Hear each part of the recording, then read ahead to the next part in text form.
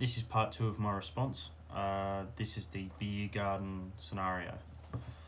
Your hotel has a beer garden located at the rear of the property. The area has access from a laneway at the back as well as through the hotel's main door. You are taking orders and delivering drinks to the beer garden. A table of young people have been drinking jugs of beer as a group.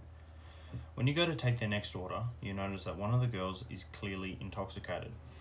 Part A. In your video, describe or act out how you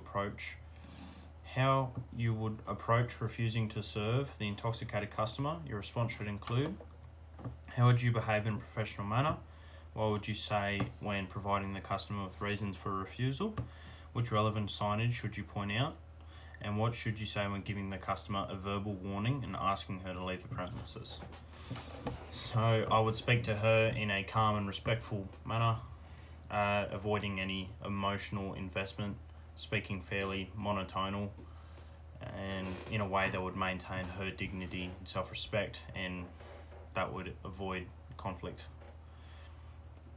I would say pretty much, "Excuse me, miss, I am unable to serve you any more drinks as you appear to be intoxicated due to alcohol consumption. I'm going to have to ask you to leave the premises."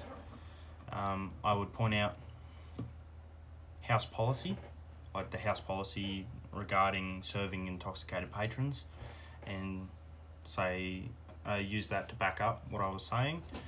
And when I give her a verbal warning, I'd say, by law, I cannot serve you any more alcohol because you appear to be intoxicated, and I'm going to have to ask you to leave the premises.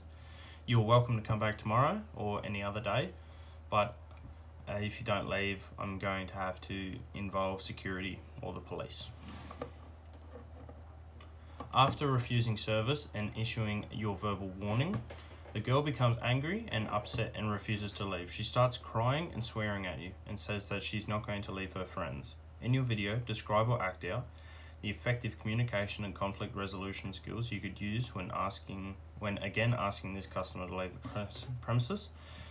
What would you say to her to explain why she legally has to leave? So I would speak in a calm, respectful and monotonal voice, like continuing that way, and trying to calm her down, like asking her to calm down and if the situation continues to arise, I may have to ask the manager or security to assist with the situation.